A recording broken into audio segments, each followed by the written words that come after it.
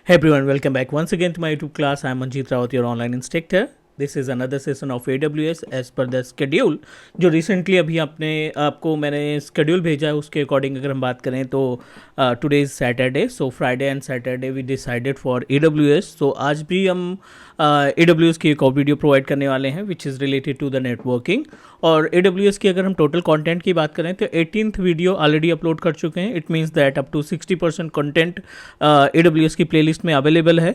सो बहुत ही जल्द हम इसको कंप्लीट करेंगे. Means maybe by October end तक इसको कंप्लीट कर लेंगे and then start our new session जिसमें AG800 या फिर अदर जो माइक्रोसॉफ्ट इंट्यून की सीरीज है पेंडिंग और एजूर वर्चुअल डेस्कटॉप की जो सीरीज पेंडिंग चल रही है उन पे हम वर्क करेंगे.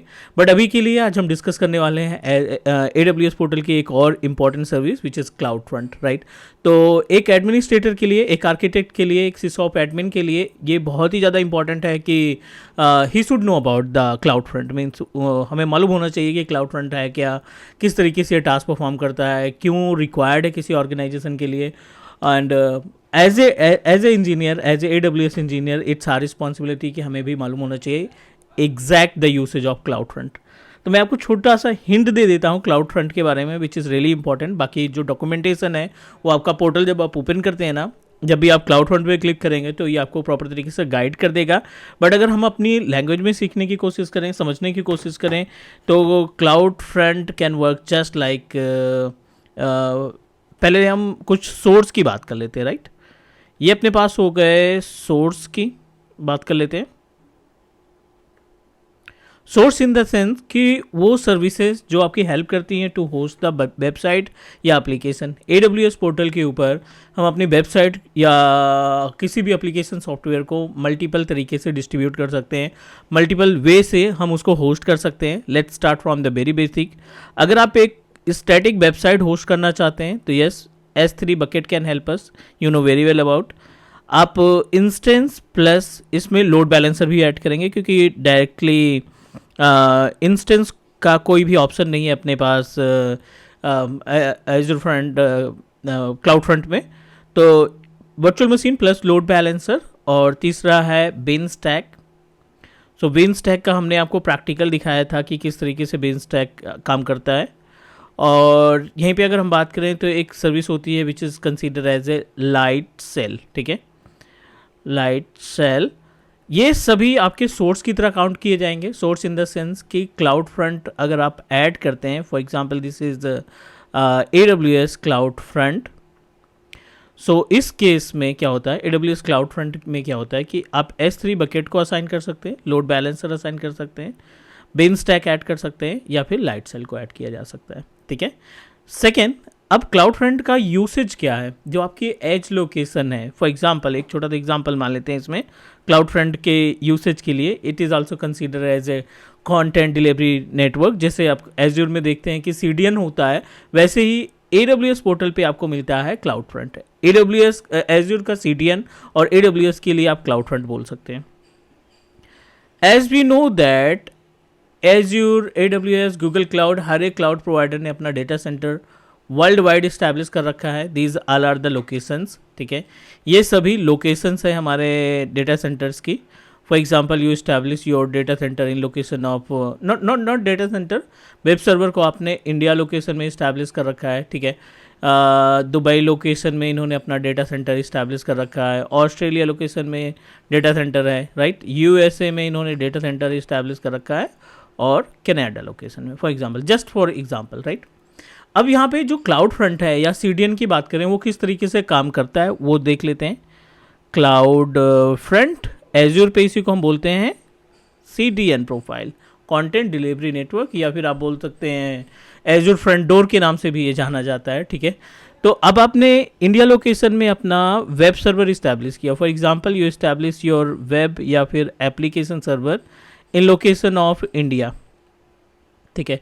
And as you know that कि अब ये जो वेबसाइट आपने होस्ट कर रखी है, मे भी ब्लॉगिंग की वेबसाइट है या ई-कॉमर्स वेबसाइट इस्टेब्लिश कर रखा है या फिर कोई भी इन्फॉर्मेशन से रिलेटेड वेबसाइट हो सकती है. तो यू नो दैट जो इंडिया लोकेशन में कस्टमर्स हैं, क्योंकि आपका data centre, physical data centre location जो है इंडिया में है, तो इट मीन्स दैट जो इंडिया के कस्टमर्स हैं या जो इंडिया के यूज़र्स हैं उनको ये वेबसाइट काफ़ी अच्छी स्पीड में एक्सेस करने को मिल जाएगी, क्योंकि आपका पूरा का पूरा एज लोकेशन जो है इंडिया है।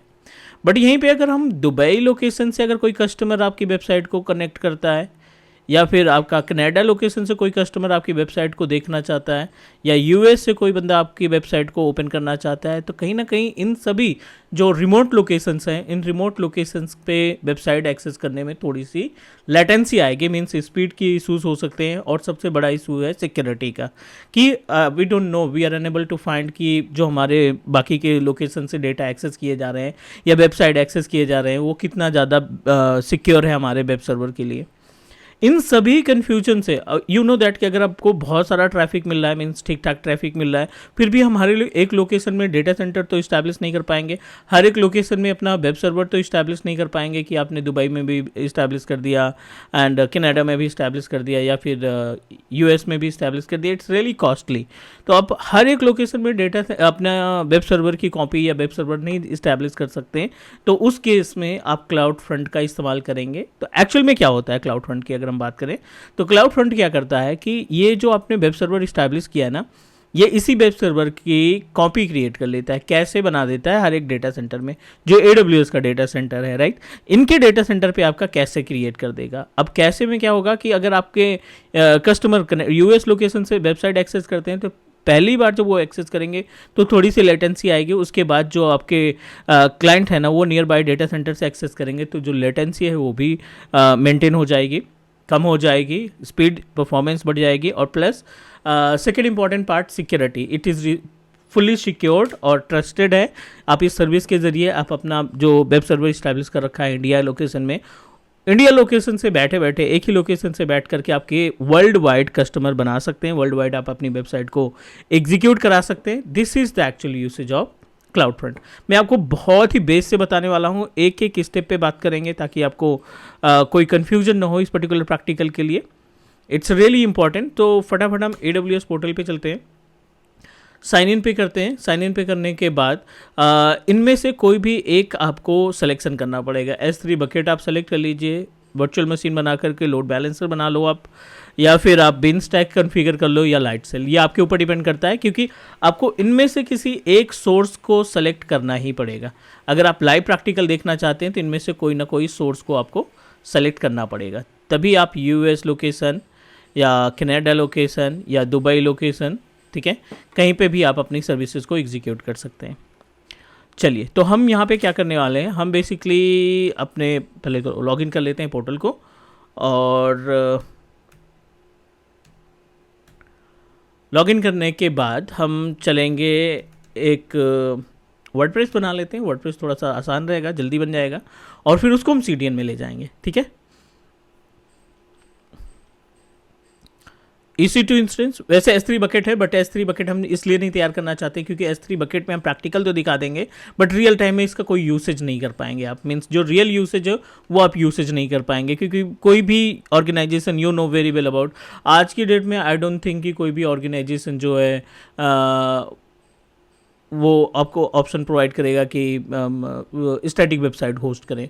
तो that's why I am going to show you the step to create a you can say that dynamic website. तो डायनेमिक वेबसाइट किसके लिए, हम एक वर्डप्रेस का सर्वर डिज़ाइन कर लेते हैं, और इसी वर्डप्रेस सर्वर के ऊपर, इसी वर्डप्रेस के सर्वर को हम अपने लोड बैलेंसर में एक्सेस करेंगे,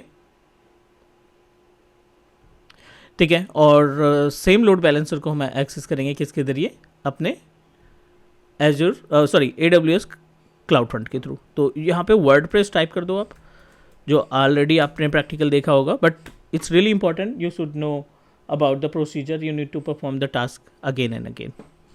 मार्केट प्लेस में जाकर के वर्डप्रेस, कोई सा भी एक वर्डप्रेस उठा लो, यहाँ पे मैंने ये सेलेक्ट कर लिया। फ्री ट्रायल एलिजिबल है, कोई भी चार्जेस नहीं लगने हैं। क्लाउड फ्रंट भी फ्री है, means approximately 100 TB per month, yes 100 TB per month के आसपास आपको कोई चार्जेस नहीं पड़ता, बट उसके बाद अगर आप प्रोसीड करते हो तो डेफिनेटली कुछ ना कुछ पेमेंट देना पड़ेगा आपको। चलिए, एवरीथिंग इज़ ओके। आप बेस जो नॉर्मल सेटिंग्स है उसी सेटिंग पे प्रोसीड कर देंगे। पोर्ट नंबर अपने आप ये ले लेगा, क्योंकि यू नो दैट SSH 80 और 443 these all are the ports can help us to manage our WP।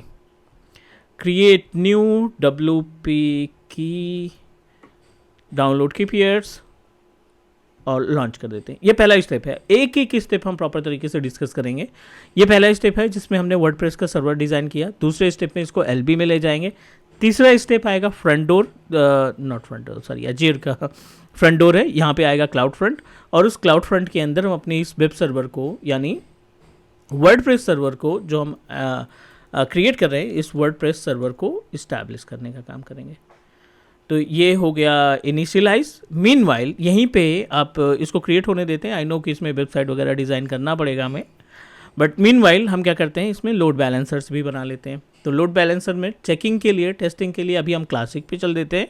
बाकी आप एप्लीकेशन लोड बैलेंसर या जो भी लोड बैलेंसर आपको क्रिएट करना है वो आप अपने अकॉर्डिंग बना सकते हैं। नाम दे लेते हैं क्लाउड फ्रंट एलबी, ठीक है, क्लाउड फ्रंट एलबी हमने प्रोसीड किया। एंड अभी हमने एक क्रिएट किया load balancer, so we just need to select the same what we can say that security group. यहाँ डिफ़ॉल्ट का हटा दो आप, ये लास्ट सेलेक्ट कर लो जिसमें पोर्ट नंबर 80 एक्टिवेट हो। तो लेट मी वेरीफाई, चलिए नेक्स्ट हेल्थ चेक में यहाँ पर TCP IP कर दो। EC2 इंस्टेंस एक ही है, बहुत है, और इसको हमने किया नेक्स्ट, रिव्यू एंड क्रिएट। तो दोनों टास्क हो गए अपने पास। अब हम अपना जो वर्चुअल मशीन हमने प्रोसीड किया ना, उस वर्चुअल मशीन को